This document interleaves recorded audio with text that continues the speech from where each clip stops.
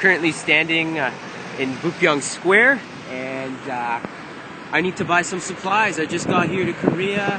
I've got loose fitting sheets on my bed, but you know, I don't have any proper bedding, and I want to get comfortable in my apartment. So what you want to do is go to a place like this. This is one of the many department store chains that are here. Other popular ones are Home Ever and E-Mart, alongside, yes, this Lotte Mart over here. When you look at a building like this, it might not be obvious to you that it is a department store, so you kind of have to look through all of the signage and then see the sign. Okay, yeah, so that is a department store. And what you'll do is just go in and then take an escalator up. I'll show you that in just a second. Because everything is cramped for space, they always build up. I know back home in Toronto, some department stores are really spread out. They may have maybe 3 or 4 floors, but something like this might have maybe 6 or 7 floors. And that's about it. So I'll show you all the different kinds of things that you can buy inside, and you'll quickly realize that you won't have to pack that much because you can get everything here. In Korea, instead of, they have Valentine's Day, but it's actually called Red Day. And then the following month, they have what's called White Day. So Red Day, I believe the man buys something for the girl, and then the following month on White Day, it's the other way around. So I'm doing some White Day shopping because I need to buy something for my significant other. So what I picked up is some Maichu, with a cute little flower over there. And why don't you just take a look at some of the rest of the chocolate and stuff.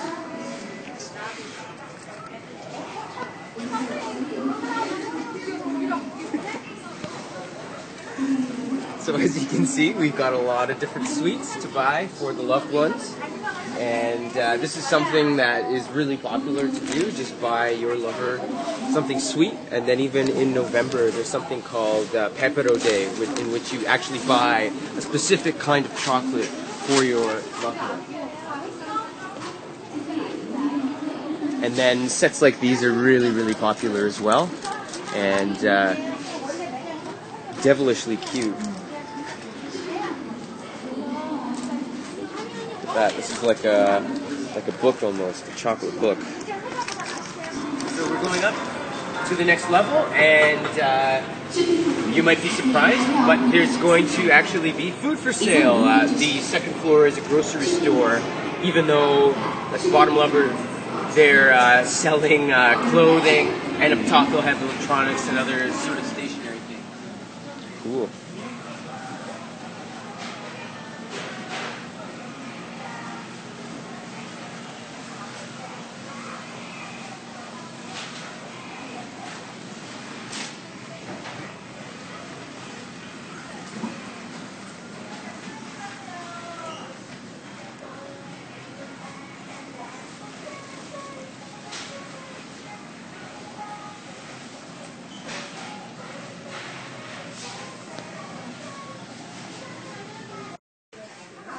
Koreans love snacking.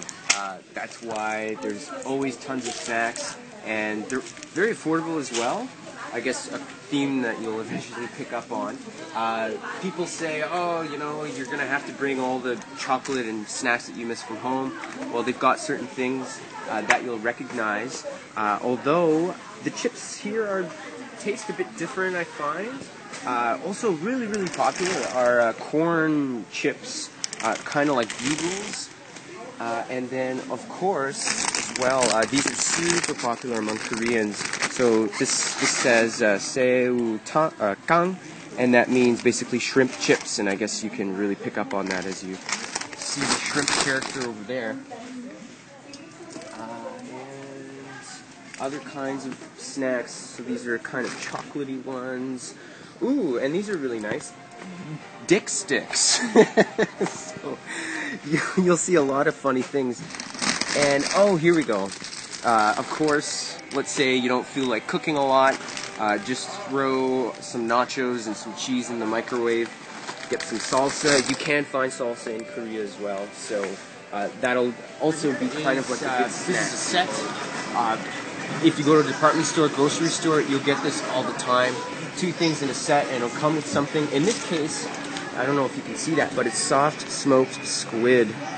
And what this illustrates again and reinforces is that whenever Koreans go to drink together, they always eat. It's called anju, and if you go to a Korean pub, you basically forced into buying it because it's good for your health when you eat and drink at the same time. So this package here comes with your and I mean, squid is actually a very, very, very popular bar snack, and it is good, an acquired taste, I suppose. A bit strange when you consider that back home we only eat, I guess, nachos and French fries while we drink. You will quickly come to become, you'll become very familiar with something called soju, and this very recognizable by the green bottles. At the grocery store, they're around $1.50 each, 1,500 won. Over here, because this is a department store, they're selling them in bulk. And then, over here, so actually, I guess if they're on sale, it's just $1 a bottle. It's around 20% alcohol, and if you're ever going to be going out with your staff, your Korean staff at your public school, you will inevitably be having a bit of this to drink. It's customary to share a shot together. It's sort of like a team building and friendship building sort of activity. And then, let's see, the other kinds of liquors that they have, kind of like, these are all wines, different kinds of wines that they make with different kinds of fruits.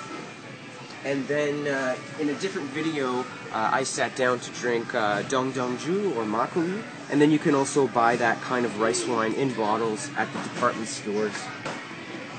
So, what am I going to eat for breakfast? Cereal brands that you see back home, you can buy over here.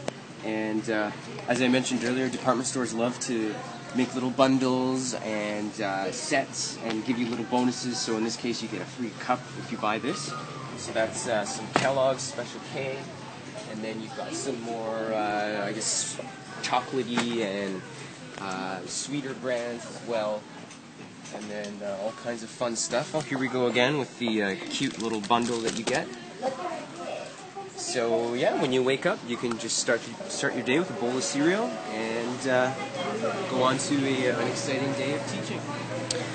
What I've got here is dried and frozen fish, really popular snacks, and just they also make for a really good side dish as well. If you ever go to a Korean pub, you'll often find yourself with one of these on your plate next to a pint of beer.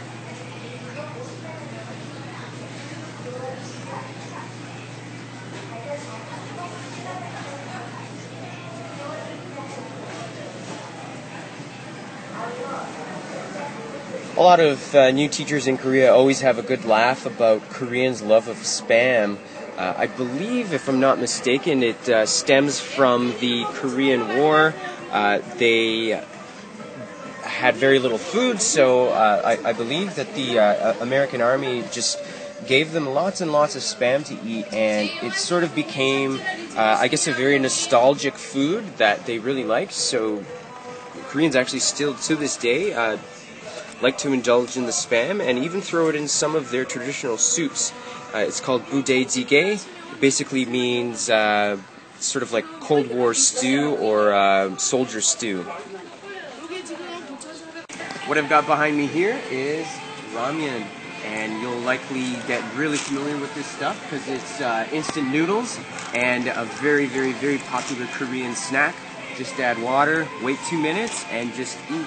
Salt content is a bit high, but nevertheless, a really irresistible snack. So why don't we just go down the aisle here? As you can see, tons of different flavors of instant noodles, ramen.